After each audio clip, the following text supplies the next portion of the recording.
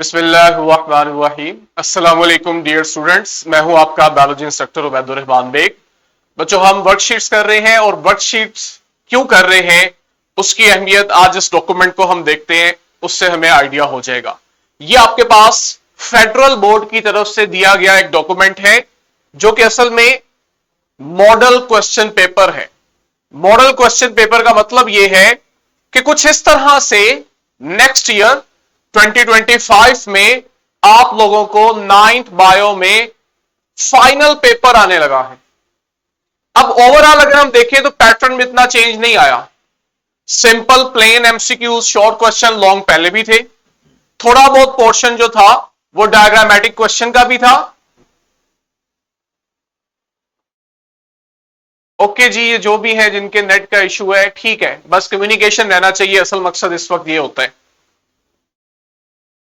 अब आप लोग देखोगे कि फेडरल बोर्ड ने मॉडल क्वेश्चन पेपर में जो चीज हाईलाइट की है वो डायग्रामेटिक क्वेश्चन की रेशियो बढ़ा दी है। एक तो ऑब्वियस सी बात है, एसएलओ बेस एग्जाम है।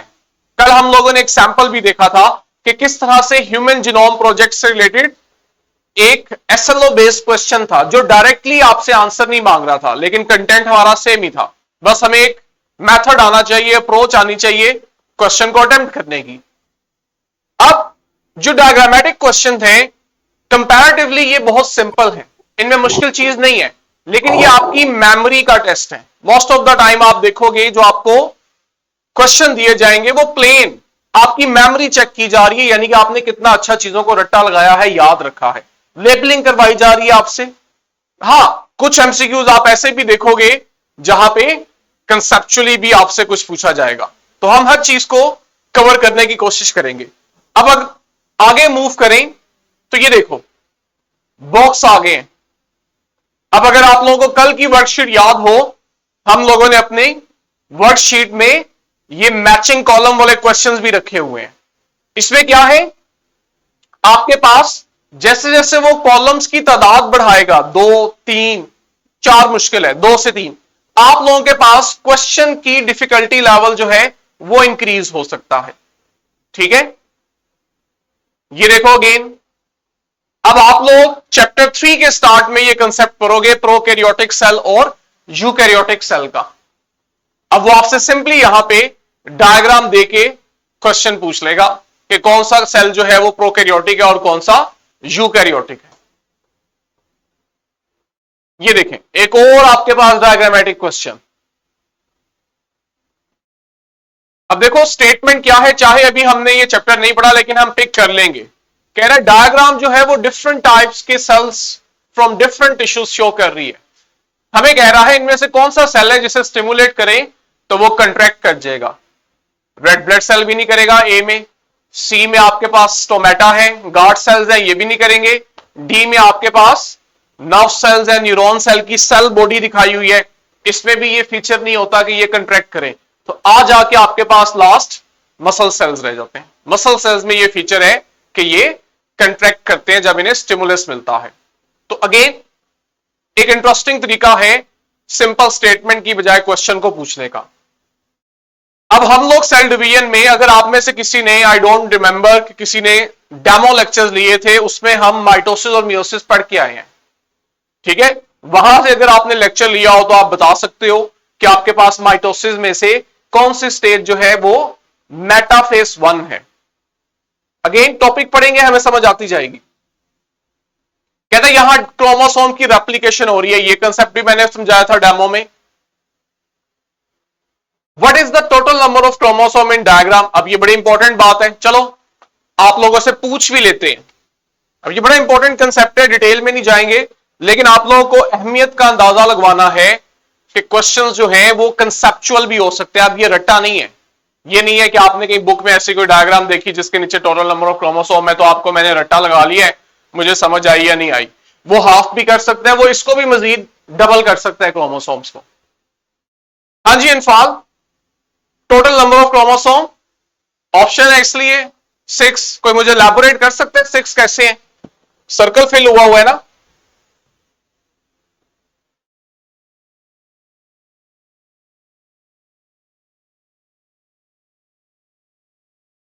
किसी को आइडिया है?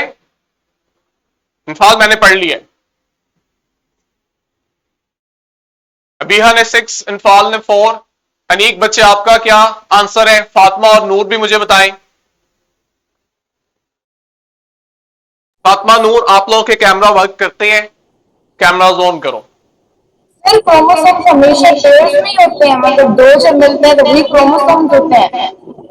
आते हैं, ये मैं आपको ज्यादा डिटेल पढ़ाऊंगा चैप्टर 4 के अंदर, जहां हमने सेल डिवीजन पढ़नी है। लेकिन अभी मैं जरा एक आइडिया लेना चाह रहा हूं ना। नूर ने भी 4 कहा है। अनफाल मुझे बताओ 4 कैसे हैं? फातिमा कह रही है ह्यूमन बॉडी में 46 होते हैं। फातिमा, हम ह्यूमन बॉडी की बात ही नहीं कर रहे, हम सिंपल डायग्राम की बात कर रहे हैं। पहले मुझे अनफाल समझाएगी, फिर हम आएंगे बीहा की तरफ।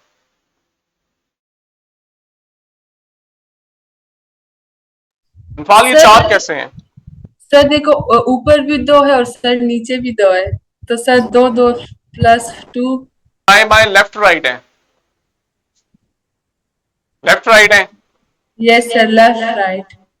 ये भी 2 हैं और ये भी 2 हैं। नो सर, सर ये जो ये 2 राइट हैं।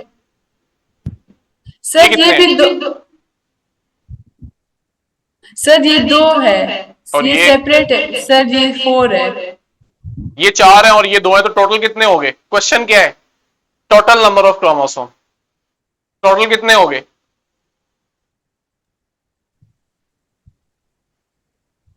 क्या समझ आया इनफाल को?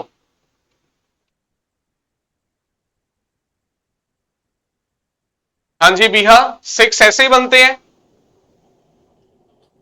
सर ऐसे ही बनते हैं। ये 2 हैं और ये 4 हैं, तो टोटल 6 हो गए।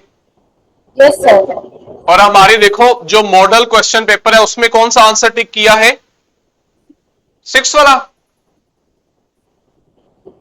सर तो 4 की है शायद।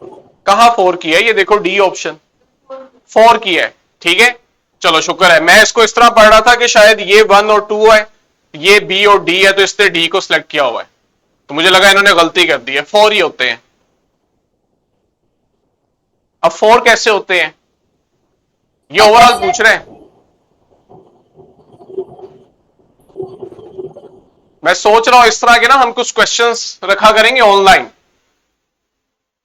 ताकि आप लोगों को ऑन द मोमेंट ब्रेनस्टॉर्मिंग कराई जाए। ये 4 ही है, ये भी 2 हैं, ये भी 2 हैं। अब आप लोगों ने खुद देखना है ये 2 कैसे हैं, और वेट करना है जब तक हम सेल डिवीजन पे आएंगे। ये देखो, एंजाइम वाला चैप्टर पढ़ोगे तो आपको रियलाइज होगा कि हम वहां पे देखेंगे कि पीएच का क्या इफेक्ट आता है एंजाइम एक्टिविटी पे। ठीक है, और आपसे देखो स्टेटमेंट कैसे दे रहे हैं कि दोनों एंजाइम एक्टिव हैं, दोनों एंजाइम जो है वो किस पीएच पे एक्टिव है, इस तरह से आपको वो घुमा के स्टेटमेंट दे रहे हैं।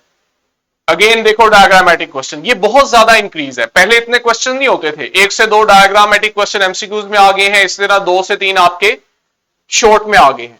अब ये जो चीज है ना, ये इन्होंने रेशो बढ़ाई है, जिस चीज को देखते हुए चेस एकेडमी ने और कैंटर पब्लिशर ने, हमने अपनी बुक में इस चीज का ख्याल रखा है कि आपको वर्कशीट और क्वेश्चन बैंक के थ्रू इन चीजों की प्रैक्टिस करवाई जाए। अब जरा ये देखो कितना इंटरेस्टिंग कंसेप्ट है। स्टेटमेंट पढ़ो। I really like this question. जब मैंने फर्स्ट टाइम देखा कि आप लोगों की वो किस तरह से कंसेप्ट बिल्डिंग करवाना चाह रहे हैं कि आप रट्टे सिस्टम से बाहर आओ। सिंपल सा कंसेप्ट है, लेकिन एक नए तरीके से पूछ लिया। स्टेटमेंट हमें कहती है diagram shows a pond weed. ठीक है, किसी भी तालाब का ये वीड है जो हमने डायग्राम में दिखाया हुआ है, और हमने इसे रखा है टेस्ट ट्यूब में जिसे पानी से फिल किया गया है।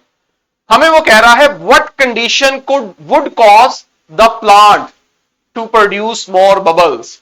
क्या ऐसी सिचुएशन हो सकती है कि ये जो बबल्स प्रोड्यूस हो रहे हैं ना प्लांट में, ये बबल्स ज्यादा प्रोड्यूस होने शुरू हो जाए। ठीक है, मैं रिपीट कर रहा हूं।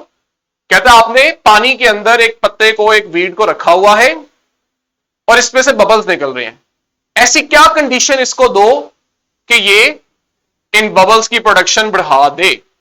पहले तो आप लोगों ने यह समझना ना बबल्स प्रोड्यूस क्यों हो रहे हैं, बबल्स क्या है।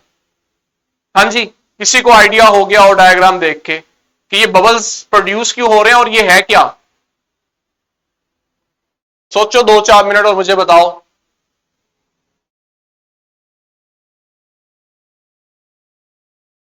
इनफाल ने पिक किया है,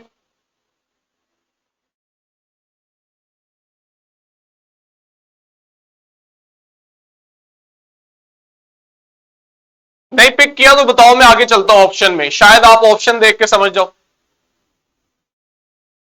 सर शायद टेम्परेचर की वजह से। हो क्या रहा है पहले तो मैं ये समझ रहा हूं, बबल्स प्रोड्यूस क्यों हो रहे हैं, बबल्स क्या शो कर रहे हैं, वो तो बाद में है ना कि टेम्परेचर की वजह से होगा कि नहीं।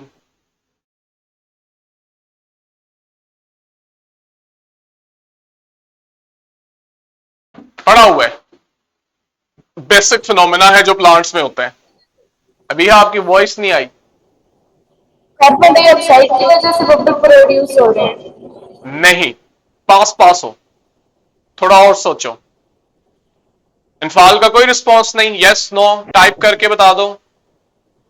फातिमा बताएं क्या कहना चाह रही है। गैस एक्सचेंज हो रही है। कैसे गैस एक्सचेंज हो रही है, गैस एक्सचेंज हो रही है। कैसे, एक्सचेंज का मतलब होता है दो तरफा, ये तो एक तरफा है, या ये अंदर जा रहे हैं या ये बाहर आ रहे हैं, दो तरफा कैसे हैं, गैस एक्सचेंज ही है। लेकिन मुझे फिनोमेना समझाओ क्या। कार्बन डाइऑक्साइड रिलीज हो रही है, जो लाइट लग रही है उसकी वजह से हमें वो बबल्स नजर आ चलो रहे जी हैं। आ जाओ आ जाओ ऊपर, इतनी भी मुश्किल चीज नहीं है। ठीक है, आपके पास कार्बन डाइऑक्साइड है, इससे आगे कोई जा ही नहीं रहा, या गैस है या कार्बन डाइऑक्साइड है। मुझे बताओ कि ये जो कार्बन डाइऑक्साइड है, कहते हैं आपके पास इनमें से क्या कंडीशन हो, पहले उसने खुद ही बताया हुआ है लेकिन आपने सोचना है कि ये प्रोसेस बढ़ जाए। किसी के ज़हन में नहीं आया कि ये फोटोसिंथेसिस हो रही है, पढ़ा नहीं हुआ फोटोसिंथेसिस का प्रोसेस, कि प्लांट्स जो है वो लाइट की मौजूदगी में कार्बन डाइऑक्साइड और पानी को रिएक्ट करवाते हैं और इनमें फूड बनता है, ग्लूकोज बनती है। ठीक है, और साथ एक पिगमेंट चाहिए होता है क्लोरोफिल। पहले तो मैंने ये पूछा था ना प्रोसेस क्या हो रहा है, अब फोटोसिंथेसिस हो रही है तो ऑब्वियस सी बात है कि उसको कार्बन डाइऑक्साइड चाहिए जो उसे एयर से मिल रही है, एयर से ये कार्बन डाइऑक्साइड पानी में आ रही है जिसकी वजह से इसके बबल्स नजर आ रहे हैं। तो ये बबल्स असल में कार्बन डाइऑक्साइड है जो प्लांट यूज कर रहे हैं। हमने क्या पूछा है कि ये बबल्स कैसे बढ़ने चाहिए, क्या कंडीशन होनी चाहिए। आज टेबल को देखते हैं, पहली चीज तो कार्बन डाइऑक्साइड प्रेजेंट होनी चाहिए। डी ऑप्शन में कार्बन डाइऑक्साइड को एब्सेंट किया हुआ है, तो इसका मतलब है कि ये आपके पास रॉन्ग ऑप्शन है, डी। ठीक हो गया। अब पहली तीन ऑप्शन में से कोई ऑप्शन ठीक है।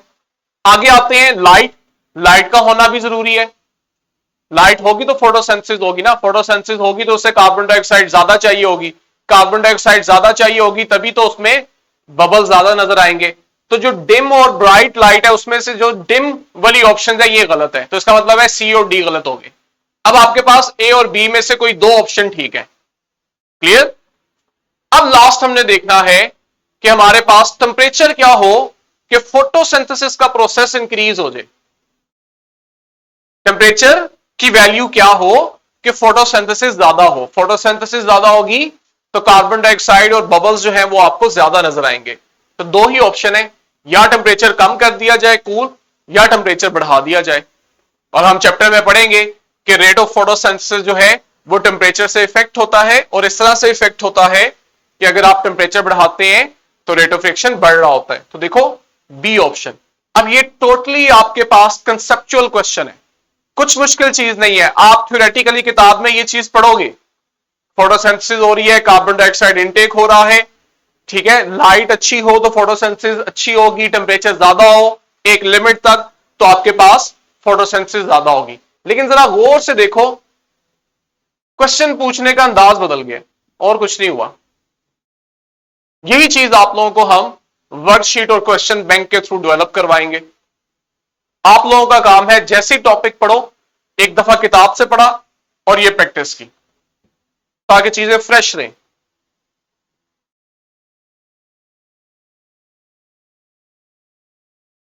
ये ले जी, आपके पास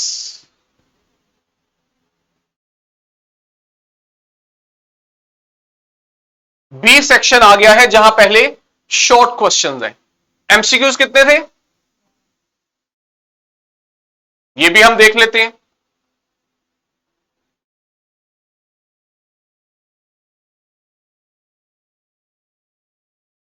12 एमसीक्यूज। ठीक है, तो आप लोगों को एक तो डिस्ट्रीब्यूशन ऑफ मार्क्स क्लियर होनी चाहिए। अब 12 के बाद हम जैसे सेक्शन बी में आए हैं तो हमने देखा जो शॉर्ट क्वेश्चंस हैं उनकी मार्किंग है 33। अब ये देखते हैं कि ये 33 मार्क्स डिवाइड कैसे हुए हैं। ओवरऑल 53 मार्क्स का है सब्जेक्टिव, इसमें से शॉर्ट जो है ये 33 मार्क्स के हैं। अब हमने देखना है कि ये 33 मार्क्स कैसे डिस्ट्रीब्यूट हुए हैं। आप लोगों ने 11 क्वेश्चंस करने हैं जिनमें से हर क्वेश्चन के 3 मार्क्स हैं, तो 11 क्वेश्चंस के 33 हो जाएंगे। सिर्फ शॉर्ट की बात हो रही है। अब जरा आओ ये देखो, उसने पहला क्वेश्चन अगेन डायग्रामेटिक पूछ लिया है। कहते हैं आपके पास जो नीचे डायग्राम है ना, इसमें कॉलोनी दिखाई गई है, ऑर्गेनिज्म कॉलोनी की फॉर्म में है, और आपसे वो क्वेश्चन कर रहा है when there cells were separated from each other. ये जो कॉलोनी के अंदर डिफरेंट यूनिसेलुलर ऑर्गेनिजम्स हैं, जब आप इनके सेल्स अलग कर दो, मतलब इन्हें एक दूसरे से अलग कर दो, all cells were able to survive, तो आप देखोगे तमाम सेल जो है वो जिंदा रहे, किसी की डेथ नहीं हुई।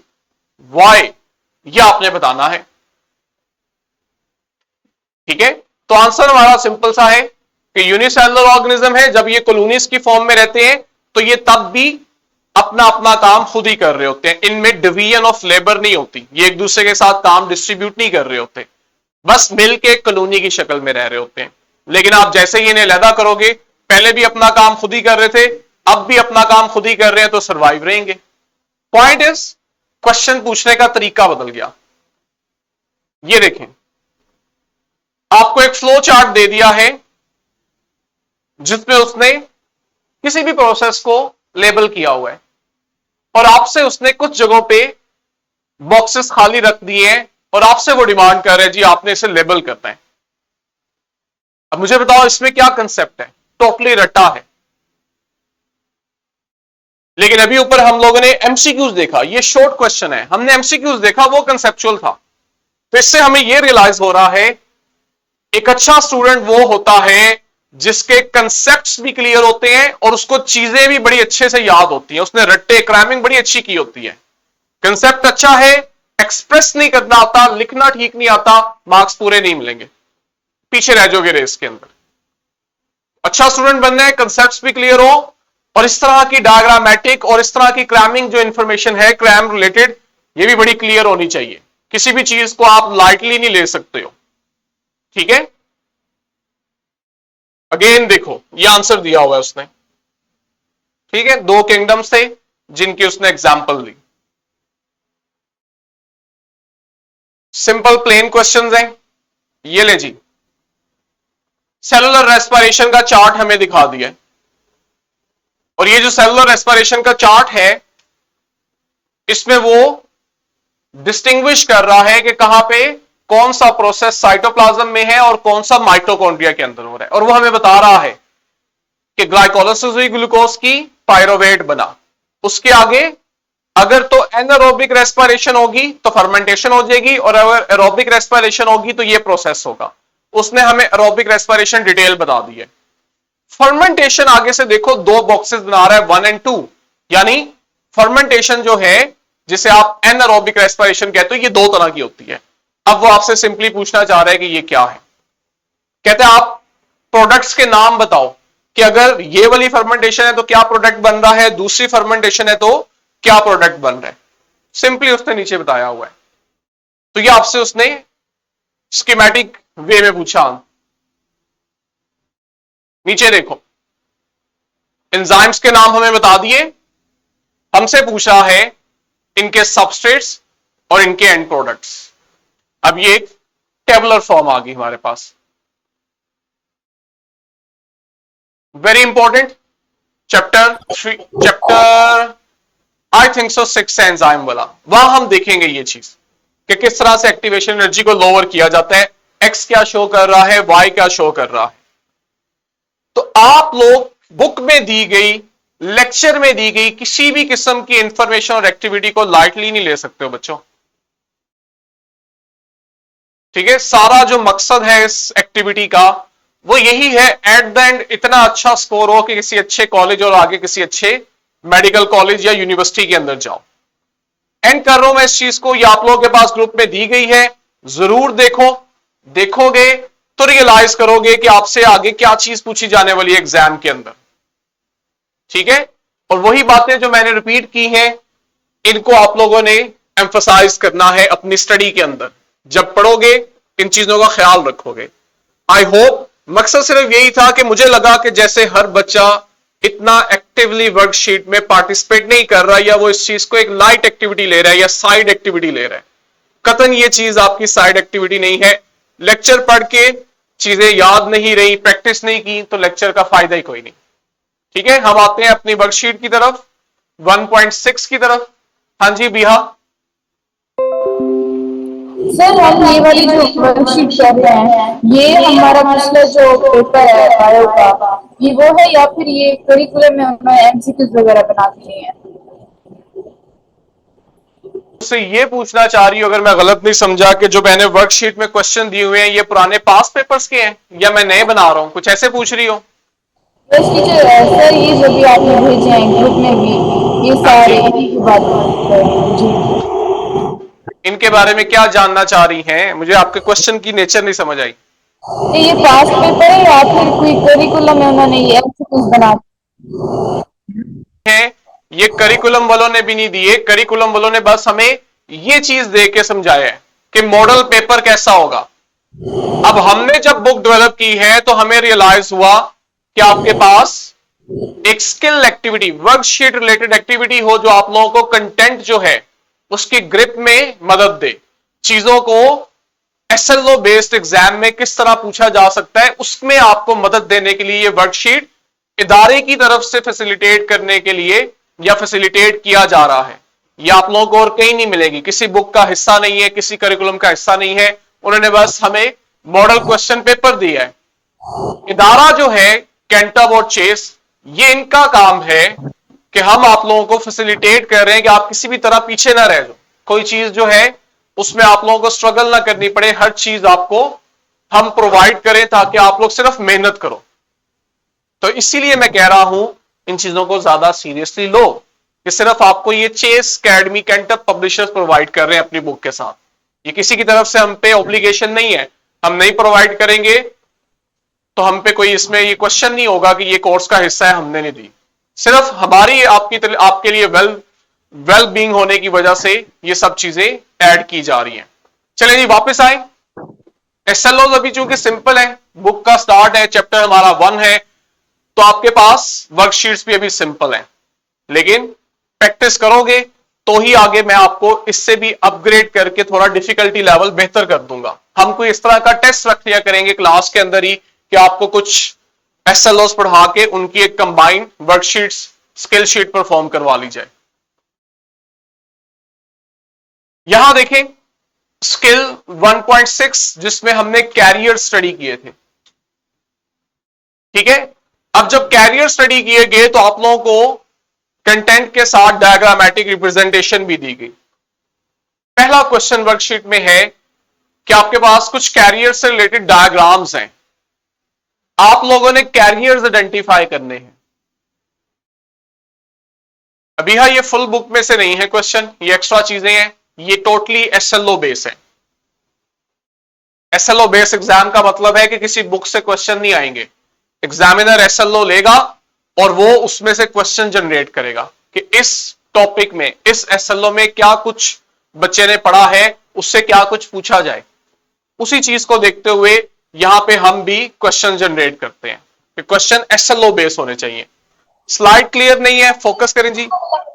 इसमें क्या है मैं आपको पढ़ के सुना देता हूं। स्लाइड अगर फोकस नहीं है तो बच्चों इतने दिनों से जब आपको कह रहा होता हूं तो उसका क्या मकसद होता है कि ये चीजें आपको प्रोवाइड की गई हैं, एडवांस में इन चीजों पे काम करो। जब लेक्चर हो रहा हो आपके पास ये चीजें डाउनलोड होनी चाहिए आपके सेलफोन में, ताकि ये इशू ही ना आए। अब बताओ फातिमा, क्या इतना जूम होके नजर आ रहा है? स्टेटमेंट है below are the diagram representing various carriers in biology. Fatima आपका रिस्पॉन्स चाहिए, क्लियर हुआ या नहीं? गुड। डायग्राम्स आपको डिफरेंट कैरियर शो कर रहे हैं। Predict the carrier represented in each diagram and question the answer. चलिए जी कैरियर्स बताएं। क्या लग रहा है? ये फॉरेस्ट है ना, तो इससे रिलेटेड फॉरेस्ट्री। सेकंड पे देखो क्राइम सीन है, कोई क्राइम सीन पे काम हो रहा है, जिसका मतलब फोरेंसिक साइंस है। यहां देखो फ्लावरिंग से रिलेटेड है, फ्लावरिंग से रिलेटेड बागबानी, जिसको हम इंग्लिश में हॉर्टिकल्चर कहते हैं। ऐसे ही है, मैं खुद आज इसको वाइंड अप करना चाह रहा हूं। रोज रोज हम इस चीज को एक एक लेक्चर नहीं दे सकते, हमने आगे मूव करना है। मेडिसिन और सर्जरी है। यहां पे देखो अगर आपके पास फिशरीज हैं, कहते हैं अपनी मर्जी से कोई 3 कैरियर सेलेक्ट करे और उनको डिस्क्राइब करे कि आप इन कैरियर्स के बारे में क्या जानते हैं। यहां पे सेकंड क्वेश्चन है, match the carrier with is correct description. ये ले जी, ये आप लोगों ने अभी करना है, चंद सेकंड है आपके पास। ये आपके कैरियर्स हैं, लेकिन जो सेकंड कॉलम है वो मिसप्लेस है। नंबरिंग में आपको कर देता हूं, आप लोगों ने मुझे बस नंबरिंग बतानी है। 1 2 3 4 5 6 7। ये मैंने स्टार्ट से नंबरिंग की है, अगर आपको स्क्रीन पे नजर आए।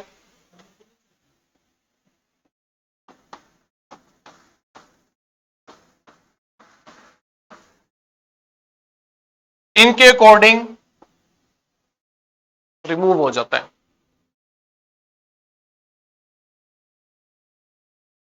Very good. इनफाल ने तो सभी बता दिए। ऐसे ही देखते हैं, वो मार्कर का निशान हटता है तो लिखा हुआ भी हट जाता है। नूर ने कहा पहले का डी है, अबीहा क्यों खामोश है? फातिमा का रिस्पॉन्स नहीं आ रहा। मैं बताऊं सर? टाइप, सभी बच्चे पार्टिसिपेट करें ताकि मेडिसिन और सर्जरी लास्ट में देखो। फातिमा टाइप करके डायग्नोस्टिक्स से, ठीक है, ट्रीटमेंट और diagnosis. Agriculture, agriculture growing plants and raising animals, ठीक है। टाइप बच्चों बोलना नहीं। अनीक आप भी। हॉर्टिकल्चर देखो फ्लावरिंग कहां पे आ रहा है, फर्स्ट पे ग्रोइंग फ्लावर। बायोटेक्नोलॉजी सेकंड, जहां पे आप लिविंग ऑर्गेनिजम्स को यूज कर रहे हो अपने लिए, ठीक है। फोरेंसिक साइंस, फोरेंसिक साइंस ये थर्ड पे examining evidence from crime scene.